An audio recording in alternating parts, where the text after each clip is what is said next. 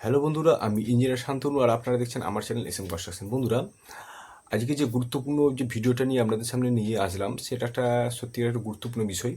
অনেকে আমাকে জানতে চাই বা বলেছেন অনেকেই যে দাদা, একটা স্টেয়ার করতে গেলে তার মিনিমাম জায়গা কতটা, স্টেয়ারের স্পেসিং কতটা লাগবে।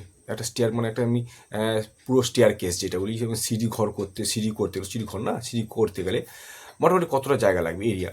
তো সেই বিষয়ে আজকে আমি আপনাদেরকে তুলে ধরবো বিষয়টা, যে ধরুন আমি একটা এমন একটা সিঁড়ি বানাবো, সিঁড়ি যেটাতে মিনিমাম মানে কি মিনিমাম মানে আমার চড়া হওয়া উচিত এবং মিনিমাম লেন্থ হওয়া উচিত, যেটার উপর নির্ভর করে আমি বলতে পারি কোনো রকম কোনো পাবলিকলি আমরা যখন ইউজ করব, দুটো মানুষ যখন পাশাপাশি যেতে পারে সেই রকম কোনো রকম ঘেঁষাঘেঁষি না হয়, এবং ইউজেবল, যেটা বলে ইউজেবল সাধারণত যে স্ট্যান্ডার্ড মাপ হয় সেটার একটা মাপ বলবো।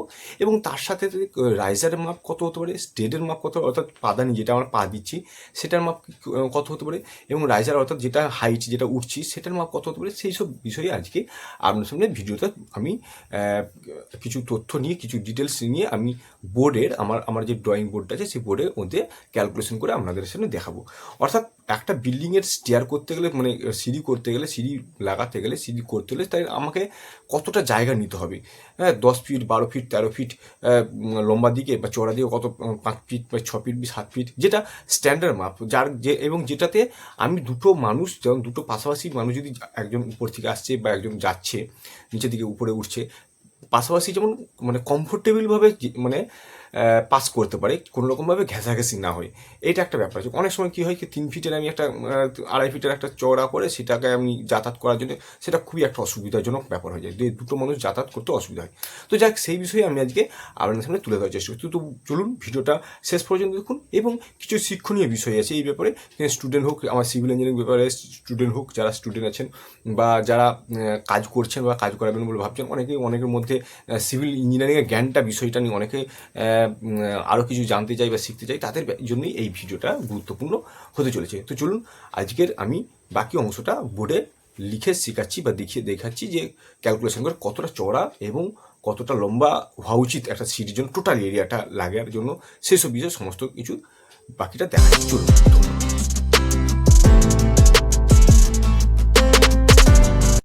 আমি চলে আসলাম আমার ড্রয়িং বোর্ডটাতে। দেখুন, আমি একটা স্কেচ করে রেখেছি। এটা স্কেচটা একটা সিটির একটা প্ল্যান, এটা একটা প্ল্যান।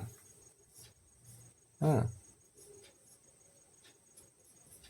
আর এটা হচ্ছে সেকশন। ঠিক আছে। তো আমি সিঁড়ির একটা প্ল্যান করেছি, এবং এই আজকে যেটা বলতে চাইছি যে স্টেয়ারের সিঁড়ির স্পেসিং কতটা লাগবে। হ্যাঁ, স্পেসিং কতটা লাগবে সেটা বিষয়ে আজকে আপনার সামনে এই ভিডিওটার মধ্যে তুলে ধরে। এখানে দেখতে পাচ্ছেন এটা এটা হচ্ছে আমার ব্রিকওয়ালের একটা আউটের ব্রিকওয়াল। হ্যাঁ, সেটাকে আমি একটু ব্রিকওয়ালের একটা ছবি করে দিয়েছি।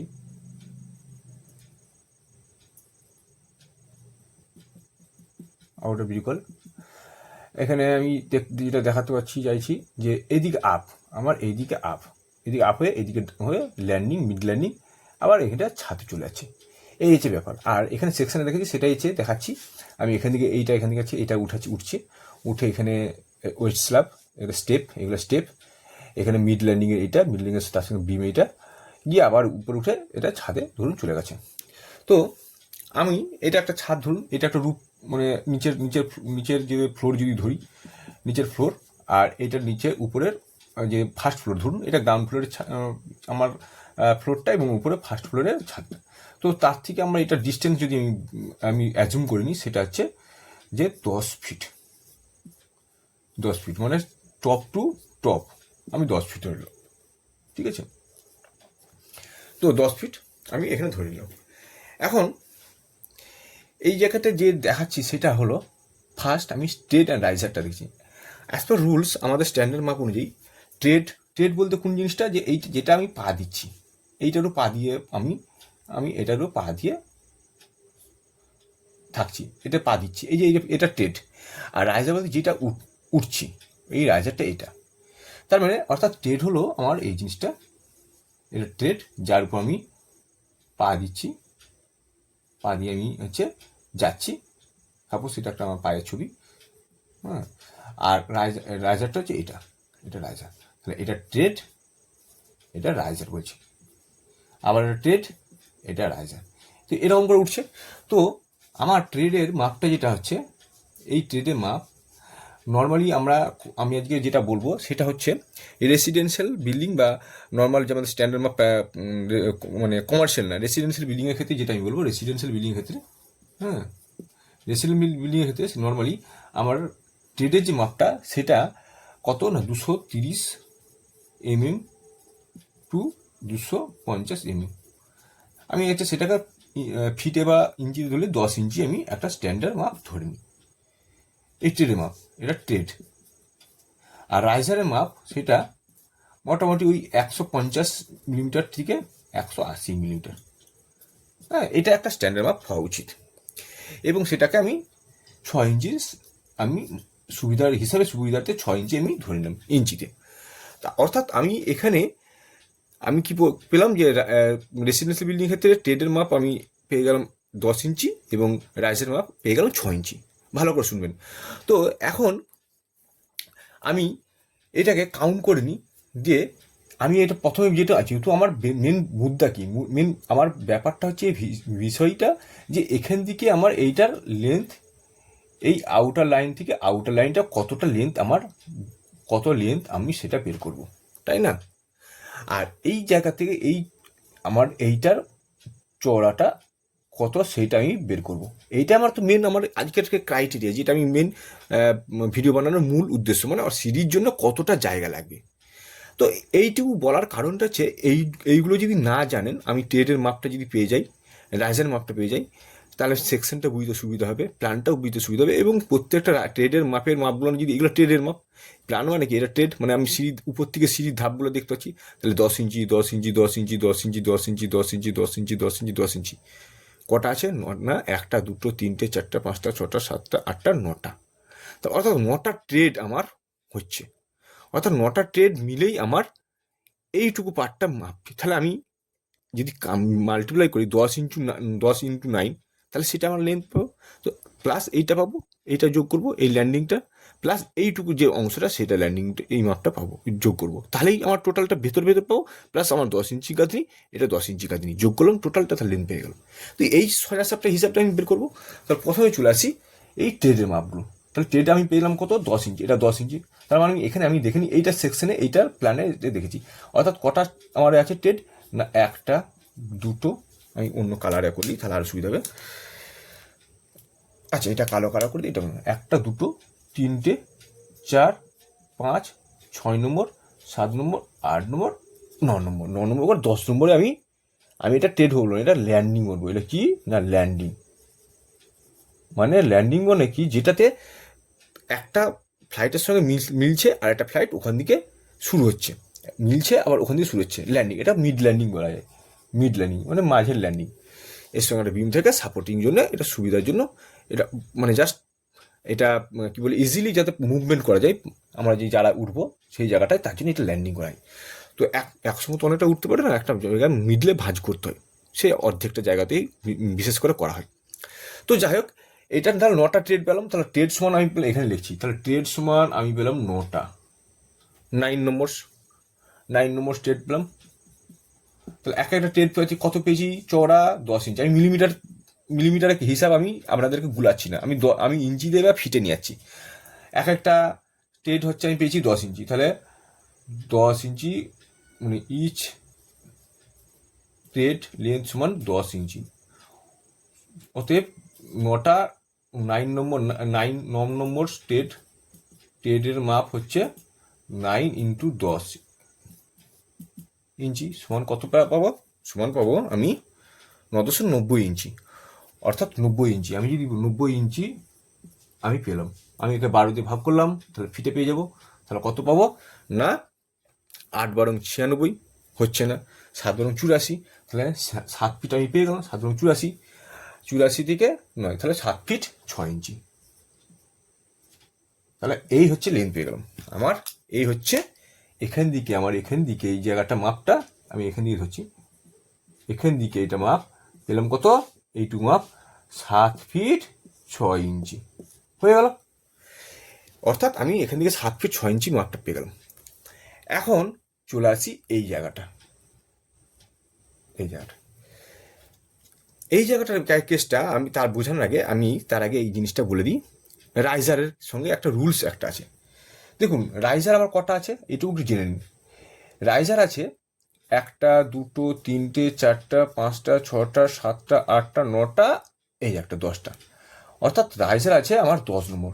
রাইজার আমার এখানে পাচ্ছি কত, রাইজার এখানে কি, রাইজার সমান 10 নম্বর।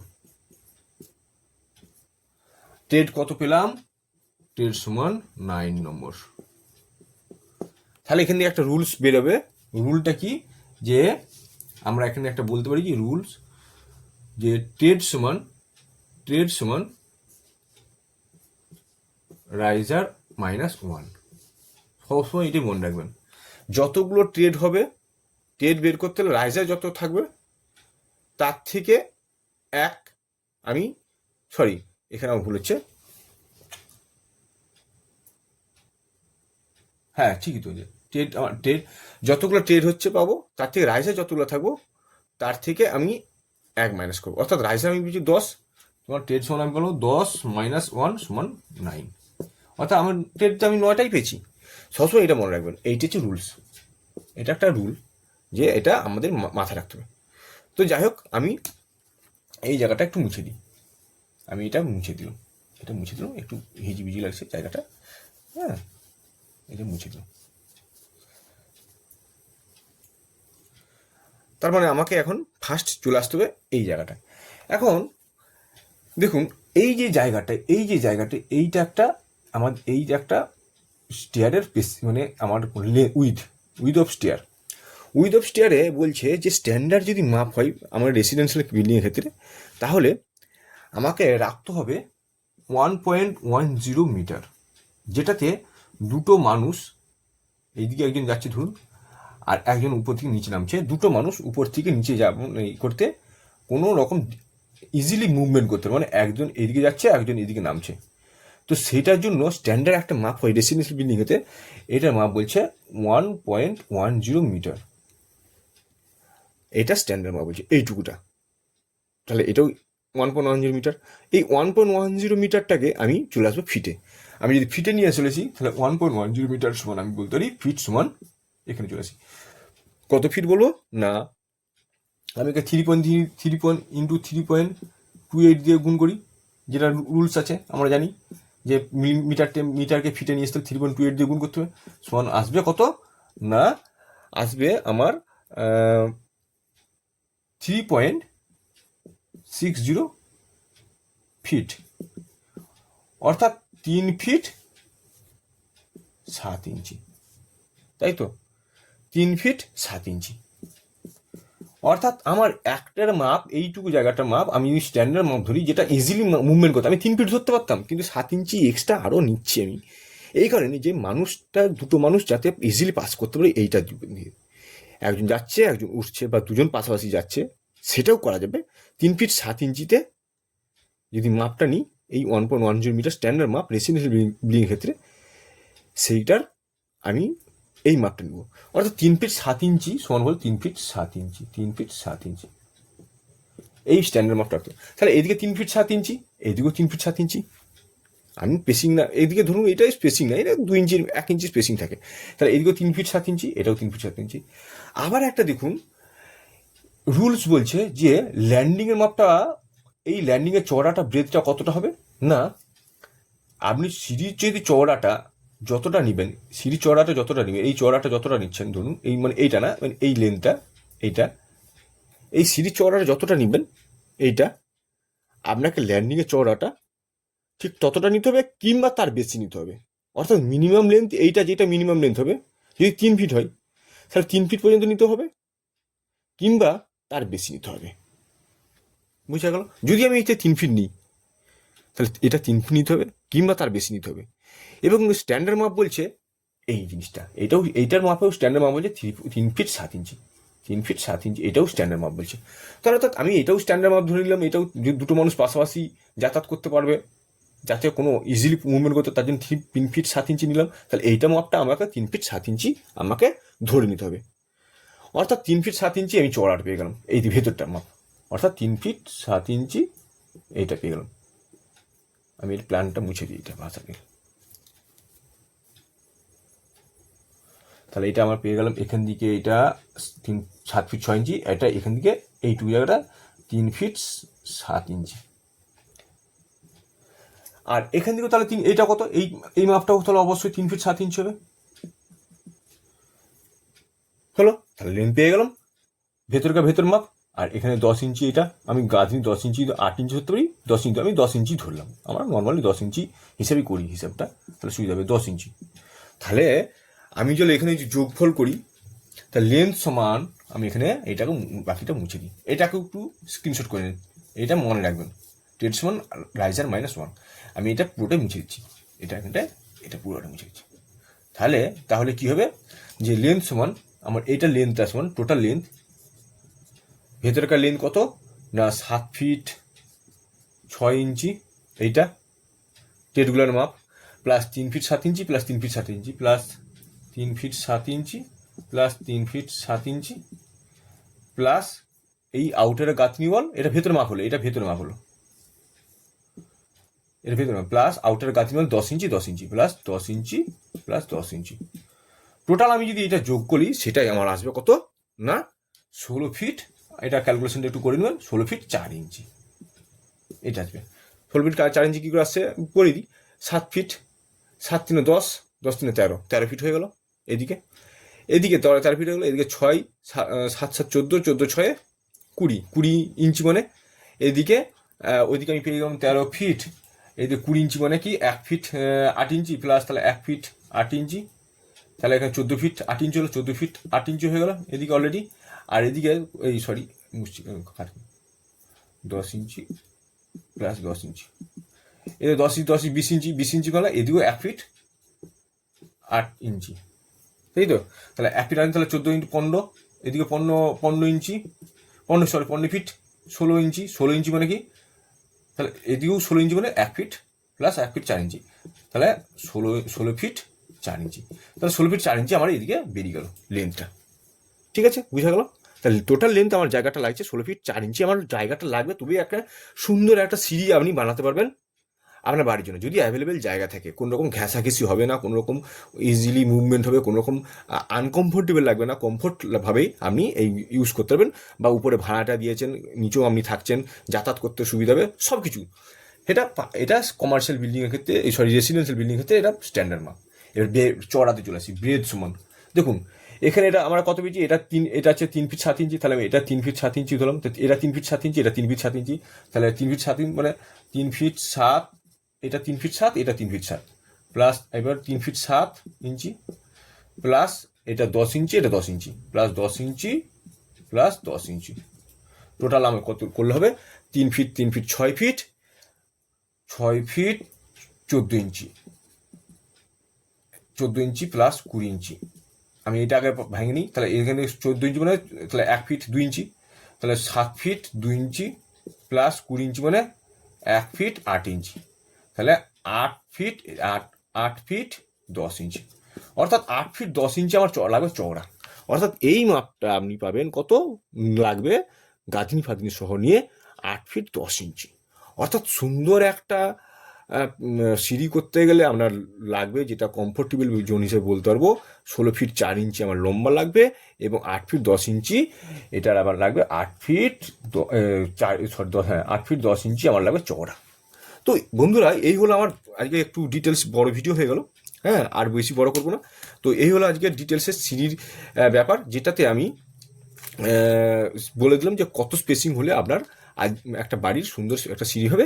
তো এরপরে যেটা বলবো সেটা হলো যে মানে পরবর্তীকাল ভিডিওতে যে সিঁড়ির সম্পর্কেই একটা ভিডিও নিয়ে আসবো ডিটেলসে, যে সিঁড়ি কত রকম হতে পারে, সিঁড়ির পিচ মানে অর্থাৎ এই অ্যাঙ্গেলগুলো কত হলে সিঁড়িটা কমফোর্টেবল জোন হবে, প্রত্যেকটা সিঁড়ির মাপ, রেসিডেন্সিয়াল এবং কমার্শিয়াল বিল্ডিংয়ের মাপ, সিঁড়িতে কী মানে মাপ হতে পারে, তার চওড়া, স্টেপ বললাম আজকে, স্টেপ রাইসারের ব্যাপারটা বললাম, আরও সিঁড়ির রড বাইন্ডিং নিয়ে আরও কিছু তথ্য নিয়ে আসবো। তো যাই হোক, আজকে ভিডিও এই পর্যন্ত আমি বললাম, পরবর্তী ভিডিওর জন্য ততদিন ভালো থাকুন, সুস্থ থাকুন, ধন্যবাদ।